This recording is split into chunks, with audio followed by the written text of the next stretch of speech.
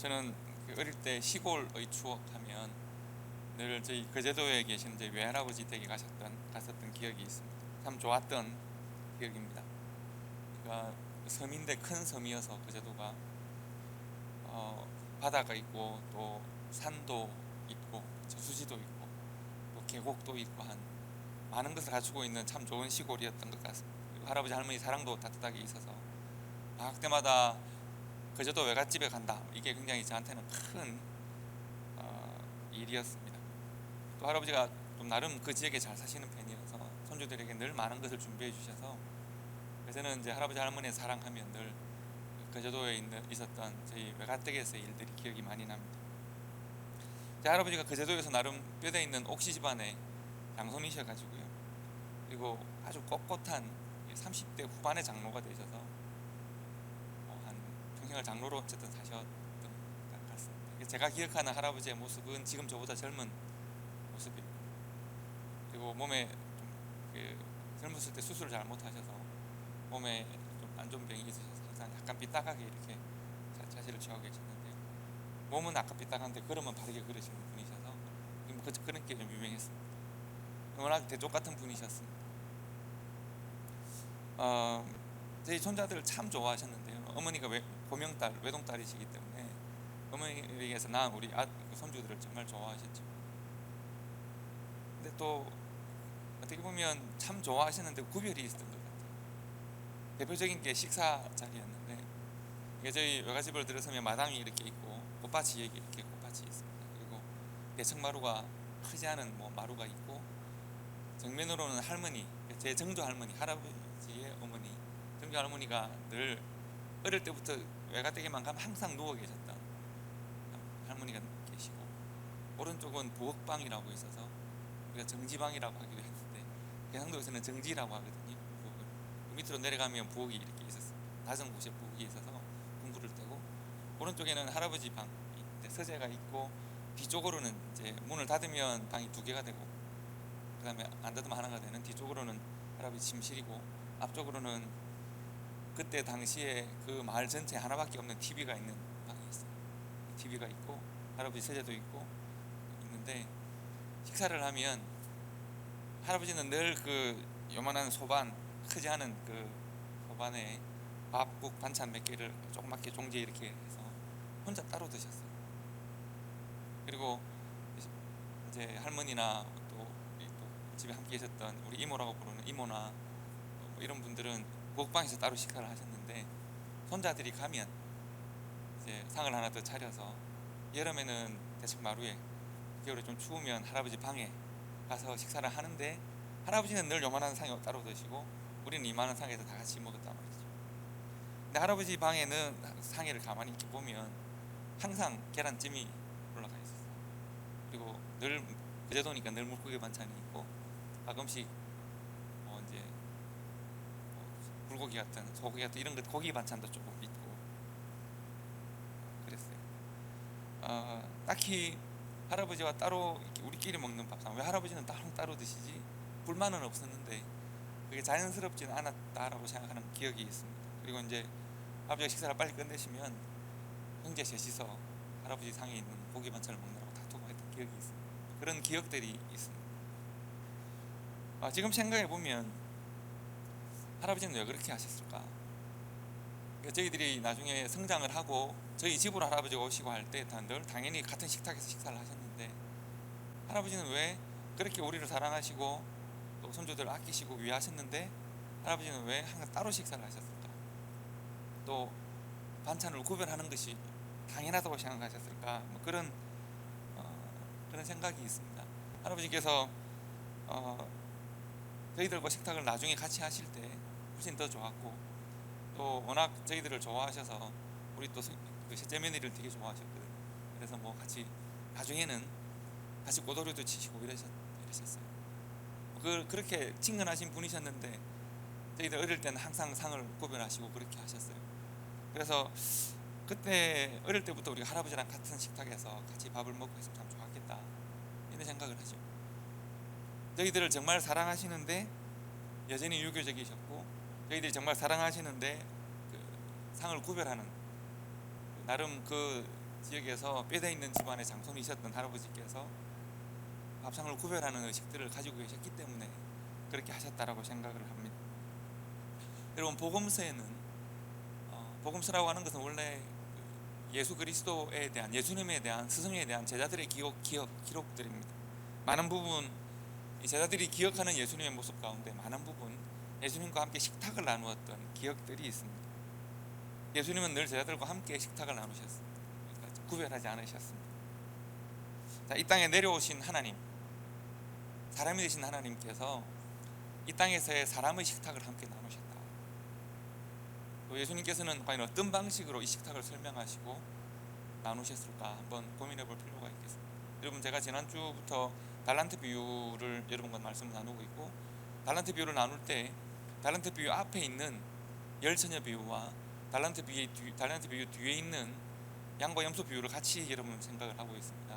그리고 우리가 지난 한두 달 전에 생각했던 부자와 나사로의 식탁도 함께 생각하시면 좋습니다. 그러니까 성경에는 식탁이 많이 나오잖아요. 그리고 달란트 비유를 우리가 한 달란트냐 두 달란트냐 이것을 중심으로 생각을 하면 달란트 비유의 핵심을 우리가 비껴갈 수밖에 없습니다. 달란트 비유의 가장 중요한 핵심 중에 하나는 식탁입니다. 주인이 돌아와서 주인과 함께 나누는 식탁의 의미를 이해를 제대로 해야 달란트 비유를 이해할 수 있고요. 그래서 오늘 여러분들과 식탁에 대해서 말씀을 나눌까 합니다. 예수님은 그 갈릴리 바닷가에서 수천 수만 명과 함께 식탁을 나누신 적이 있습니다. 여러분 잘 아시죠? 어떤 식탁입니까? 보리 5개와 물고기 2마리로 남자만 5,000명, 남자 성인만 5,000명을 먹였다는 식탁입니다. 한 어린아이가 가져왔던 보리떡과 물고기, 말린 물고기로 차린 식탁. 모든 사람이 배불리 먹었고 12광주리가 남았다라고 하는 식탁이 있습니다. 그런데 이 식탁을 펼치기 전에 이 식탁이 하늘로부터 하나님께서 축복을 하시고 식탁이 한 어린아이의 식탁에서 예수님께 드려진 식탁에서 모든 사람의 식탁으로 나눠지기 직전에 식탁에 대한 논란이 있었습니다. 제자들은 사람들과 함께 광야에서 혹은 갈릴리 바다에서 바닷가에서 식탁 나누는 것을 반대했습니다. 이유는 다양하겠습니다. 그러나 돌아가게 합시다. 어떻게 이 많은 사람과 함께 식탁을 나눈단 말입니까? 예수님은 제자들의 그러한 생각 반대를 물리치셨고 예수님의 마음으로 하나님께 기도하고 은혜 가운데 식탁을 함께 나누었습니다. 식탁을 함께 나눌 때 예수 그리스도의 천국의 식탁에 그곳에 있었던 수천 수만의 사람들을 참여시킬 때 하나님의 놀라운 은혜와 능력이 넘쳐났다라고 하는 것이 갈릴리 바닷가에 수천 수만 명이 함께 나누었던 식탁입니다. 또 예수님이 사람들과 함께하는 식탁이 문제가 된 적도 있습니다. 누가복음 5장에 보시면 이렇게 기록되었습니다. 레위, 마태라고도 합니다. 예수를 위하여 자기 집에 큰 잔치를 했습니다. 세리와 다른 사람들이 많이 함께 있었다고 했습니다. 다른 성경에는 죄인들이라고 표현하기도 했습니다. 어떤 성경에는 창기들이라는 말도 들어가 있습니다. 세리였던 레위가 자신의 집에 찾아오신 예수님을 기뻐해서 크게 식탁을 차렸습니다. 그곳에는 예수님이 계시고 제자들이 있고 레위의 가족들과 레위가 있고 그리고 수많은 레위와 같이 손가락질 당하는 세리들과 죄인들이 함께 있었습니다. 30절을 보시면 바리새인들도 있었습니다. 바리새인들과 그들의 서기관들이 제자들을 비방했다고 했습니다. 어떻게 해서 너희가 세리와 죄인과 함께 먹고 마셨는가? 그러니까 너희들은 왜 상을 구별하지 않는가? 왜 너희들은 식탁을 구별하여 먹고 마시지 않는가? 만약 너희들이 정말 하나님의 뜻을 따르는 좋은 랍비라고 하면, 너희들이 하나님의 뜻을 따르는 하나님의 제자들이라고 하면 상을 구별해야 된다는 것이죠. 아, 예수님의 시대에는 상을 구별하여 먹었어야 됐구나. 그것이 사회 일반적인 관념이었다는 것을 우리가 알 수 있습니다. 또 하나의 식탁, 우리가 한두 달 전에 생각했던 비극적인 식탁, 바로 부자와 나사로의 식탁. 예수님이 비유로 들어준 식탁이지만 예수님이 비유로 들었던 이 부자와 나사로의 이 식탁은 당시에 모든 유대인들이 공통적으로 생각하고 있는, 공유하고 있는 관념입니다. 식탁의 높이와 식탁의 크기는 부와 신분의 상징입니다. 식탁 위의 사람과 식탁 아래의 사람이 나누어집니다. 식탁의 넓이로 그 사람의 삶의 크기를 알 수 있습니다. 권력의 크기를 알 수 있습니다. 부자는 단 한 번도 평생 그 식탁을 내려들 생각을 하지 못했습니다. 혹은 그 상을 들고 대문 밖으로 나갈 생각을 하지 않았습니다. 부자는 높은 담장 안에서 높은 식탁 위에 높은 의자를 놓고 식탁을 즐기고 마셨습니다. 결국 그는 자신이 결코 자신의 힘으로 넘어서지 못하는, 하나님이 넘어서 그를 허락하지 않은 지옥과 천국의 경계를 지옥에서 비로소 만나게 되는데, 그가 이 경계를 조금이라도 넘어서 주면 안 되겠습니까? 라고 지옥에서 부탁할 때 아브라함은 너가 이 땅에서 그 경계를 넘어서지 않았으므로 너는 이곳에서도 그 경계를 넘어설 수 없다고 말씀합니다. 알고 보니 천국과 지옥의 경계는 이 땅에서 식탁에서 벌써 이미 선 그어져 있었고 높은 담장으로 쳐져 있었습니다. 그리고 그의 마음에 뚜렷하게 경계가 세워져 있었던 것이죠. 나는 결코 내 평생 그 경계를 넘어서서 나의 식탁을 나눌 생각을 결코 하지 않았습니다. 예수님은 여러 식탁을 나누셨을 텐데요, 저는 제자들이 모든 식탁을 다 기억하지 못하겠지만, 그러나 예수님께서 이 식탁은 너희가 반드시 기념하고 기억해야 한다 라고 말씀하셨던 식탁이 있습니다. 여러분 어떤 식탁이죠? 여러분도 아시잖아요. 그 식탁의 이름을 뭐라고 합니까? 우리가 최후의 만찬이라고 합니다. 최후의 만찬은 여러분한테 그림을 하나 보여드릴 텐데, 이 그림은 이제 누가 그린 그림이죠? 예, 잘 아시잖아요.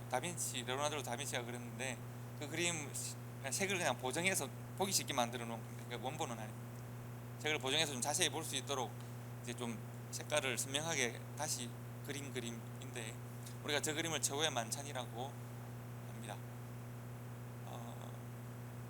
좀 이상하진 않으십니까? 만약에 여러분이 이제 만약 제가 여러분과 마지막 식사를 하기를 원하고, 그야말로 최후의 만찬을 하기를 원하고, 여러분과 이별을 해야 한다고 하면 제가 여러분을 식탁에 초대했다고 합시다. 그러면 적어도 우리가 최후의 만찬이니까 이제 이것이 이 땅에서의 마지막 너희와 나의 식탁이다, 예수님께서 그 이야기시잖아요. 그럼 좀 잘 먹어야 하지 않나요? 식탁에 여러분 놓여져 있는 것을 한번 보십시오. 뭐가 놓여져 있는 것 같습니까?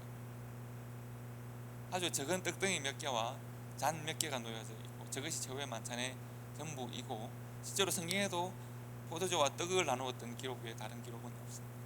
그리고 예수님께서 또 발을 씻기셨습니다. 여러분, 최후의 만찬이라는 제목의 그림은 실은 굉장히 많습니다. 많은데 이제 대표적인 그림이 레오나르도 다빈치의 그림이고, 이것은 저 그림은 또 로마에 있는 한 식당에 있는 그림이기도 합니다. 한번 잘 보시면 여러 그 최후의 만찬에 대한 그림들, 그러니까 화가들이 성경을 읽고 영감을 받아서 그린 그림들이 많은데, 비슷한 제목의 그림들이 많으니까 최후의 만찬이라는 제목의 비슷한 개념의 그림들이 많은데, 그 그림에 공통점이 있습니다. 그것은 그 모든 그림들의 공통점은 뭔가 하면, 혹시 인터넷 서치를 해보십시오. 최후의 만찬 하시면 여러 유명한 작가들의 만찬들이 있는데 공통점이 있습니다. 그것은 뭔가 하면 식탁이 원 테이블이라는 겁니다. 그러니까 예수님의 식탁과 사랑받는 제자의 식탁과 사랑받지 않는다기보다는 어쨌든 사랑받는다고 표현이 되지 않은 그런 제자들의 식탁이 구별된 것이 아니라, 예수님은 늘 원 테이블에 다 함께 식탁을 나누셨습니다. 저 그림도 자세히 보시면 자기들끼리 이야기하고 서로 논쟁하는 것은 있어 보이지만, 그러나 식탁에 차별은 없어 보이시죠? 사람과 사람의 경계가 있지는 않습니다.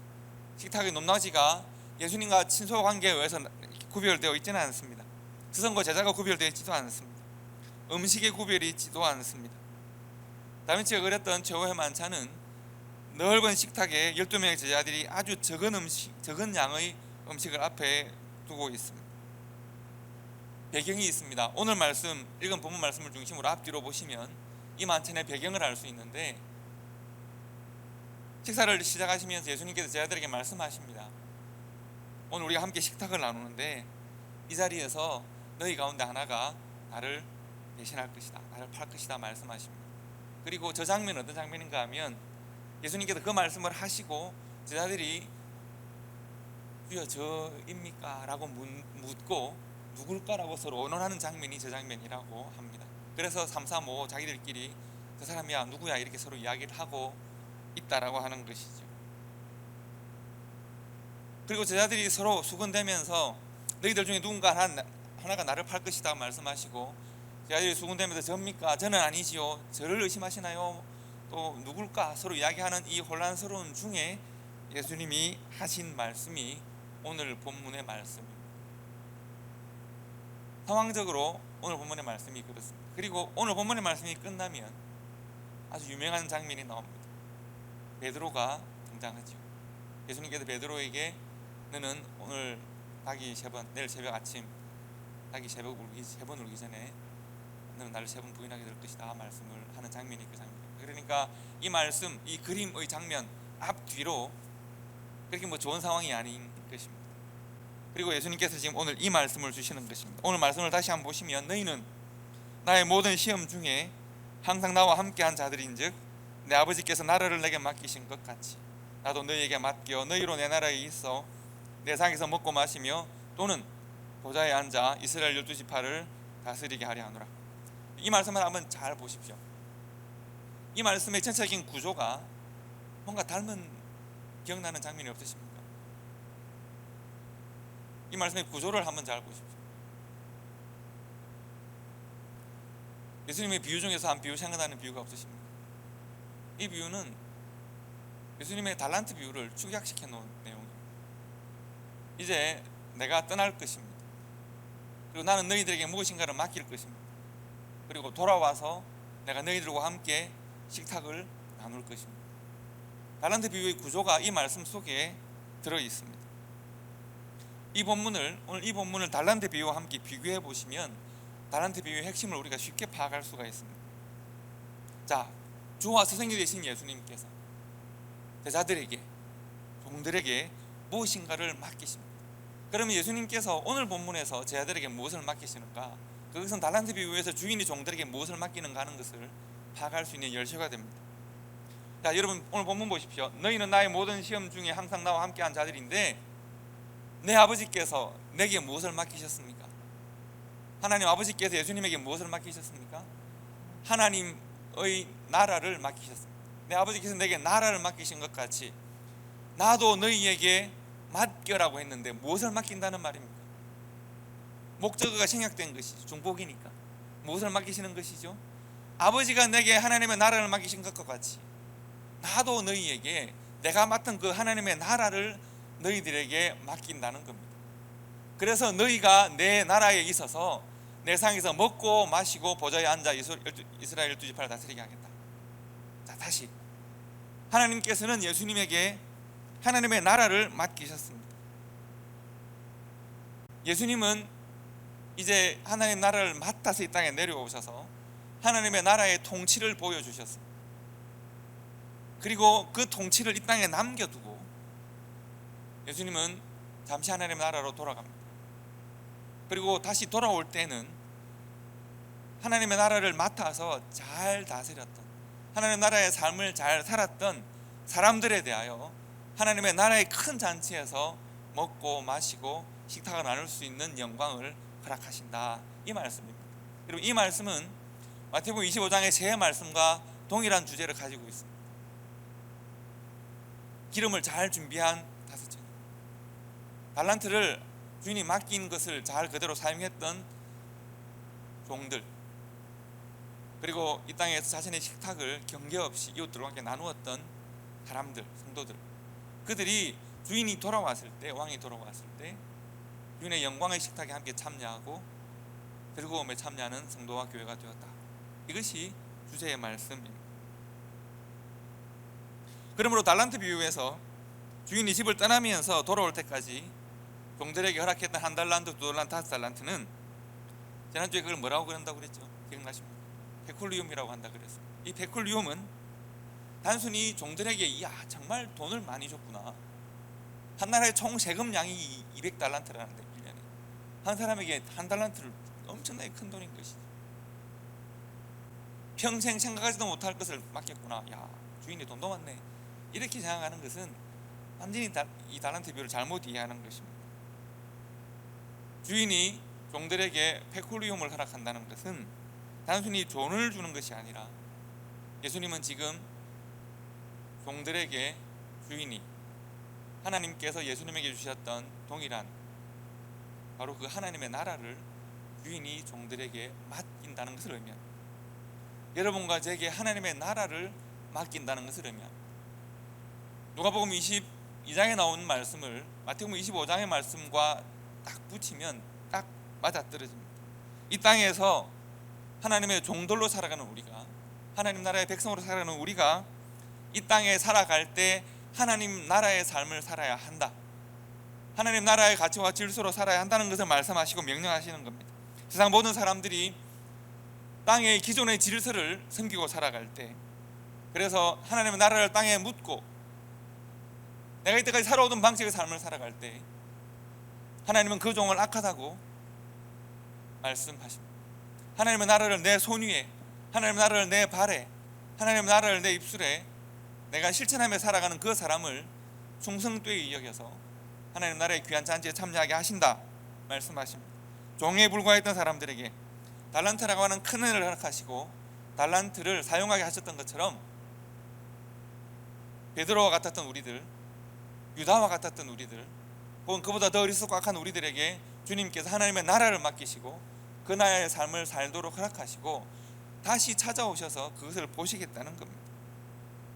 그래서 달란트 비유에서 우리가 발견해야 되는 또 하나의 메시지는 뭔가 하면, 이 땅에서 하나님 나라의 삶을 사는 일에, 이 땅에서 하나님 나라의 삶을 사는 일에, 이 땅의 삶을 살면서, 사람의 삶을 살면서 하나님의 자녀로서의 삶을 살아가는 일에 성공하는 바로 그 성도를 하나님께서 충성되게 여기신다는 겁니다. 이 땅에서 하나님 나라의 질서와 가치로 살아가는 일에 애쓰고 노력하고 열매를 거두는 그 사람을 하나님께서 착하고 충성된 종, 잘하였다 칭찬하신다는 겁니다. 이 땅에 살면서 땅의 질서를 따라 식탁의 경계를 정하고, 식탁의 높이를 정하고, 식탁의 넓이를 정하고, 나의 식탁을 나의 교만과 욕망의 수단으로 삼는 그런 삶을 살아갈 때, 내가 교회에 출석하고 내가 스스로를 성도로 여기고 스스로 유대인 중에 유대인으로 여기든 그렇지 않든 간에 하나님은 그것을 악하고 게으른 종이라고, 하나님의 나라를 제대로 사용해 볼 열심을 가지지 못하고 하나님의 나라로 살아볼 충성된 마음을 가지지 못하고 땅의 질서에 그저 흐르는 대로 살아갔던 그 사람을 악하고 어리석고 게으른 종이라고 책망하신다는 겁니다. 하나님의 나라를 내가 받았으므로 하나님 나라의 가치와 질서로 이 땅 가운데 내 삶을 살아갈 때 그런 종들에게 하나님 나라의 잔치와 영광의 식탁에 참여할 수 있는 은혜를 주신다. 이것이 달란트 비유의 핵심입니다. 성도 여러분, 우리들에게, 여러분과 제게 식탁은 어디에 있을까?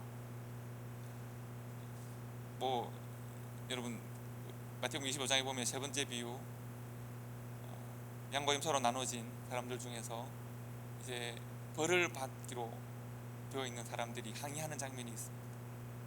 우리는 주님과 함께 나눌 식탁을 만난 적이 없습니다. 내가 언제 예수 그리스도와 함께 나누는 식탁을 만난 적이 있습니까? 알고 보면 그 식탁은 이미 우리 앞에 다 펼쳐져 있는데 말입니다. 예수님께서 갈릴리 바닷가에서 수만 명의 사람들과 함께 먹고 마시면서 그 식탁을 보여주셨습니다.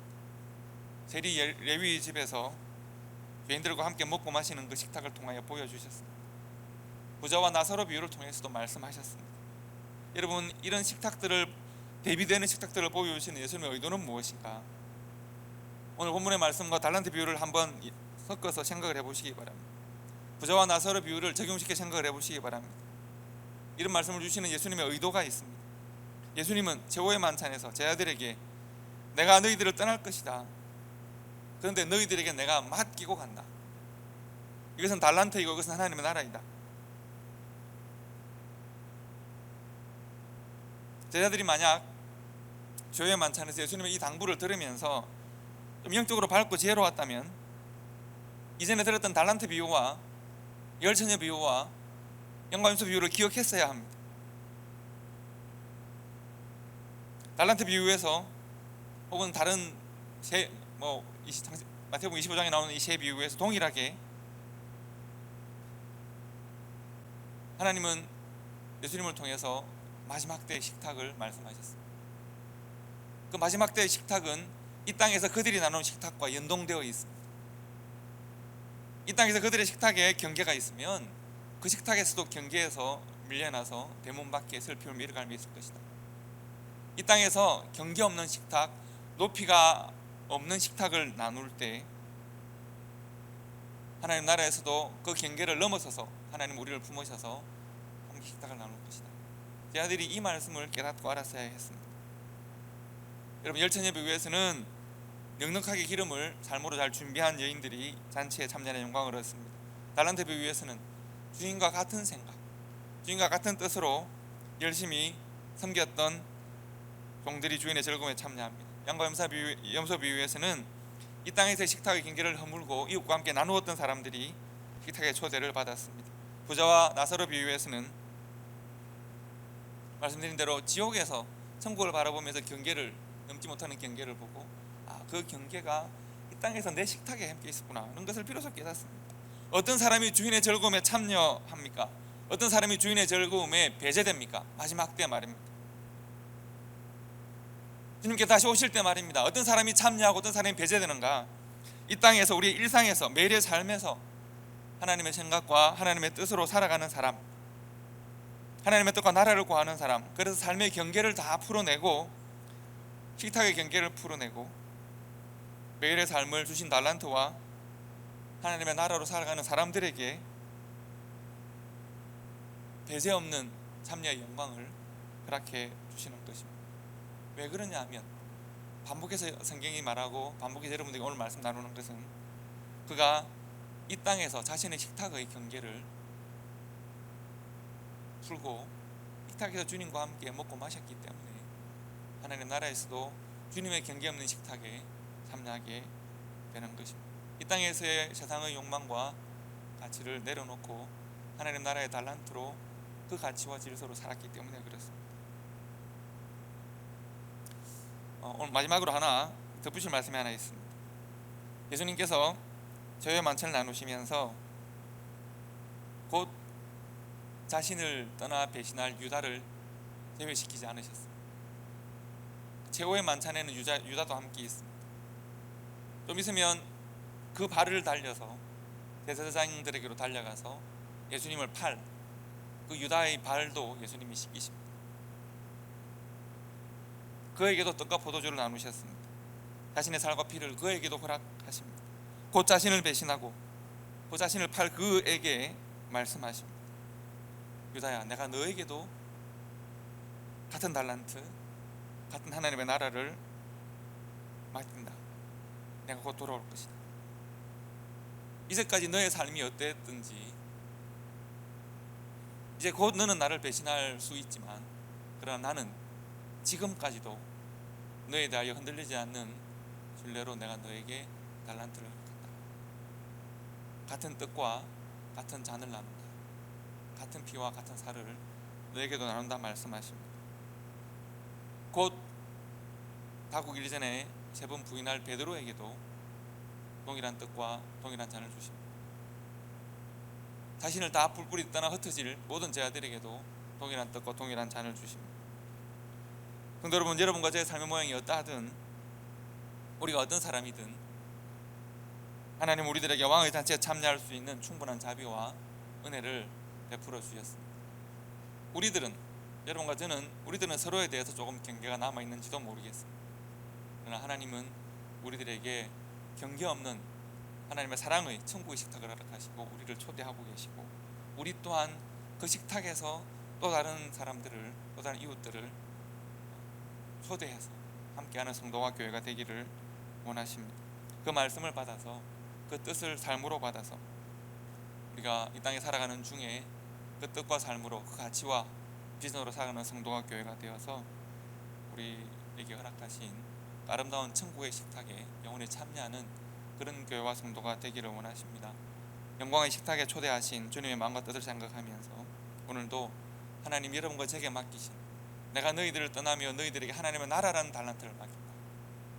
이 나라의 영광을 너희들의 삶에서 보기를 원한다 말씀하시는 그 뜻을 깨닫고 알아서 하나님의 나라로 오늘도 살아가시는 우리 초대교회와 성도가 되시기를 주님의 이름으로 축복합니다. 기도하겠습니다.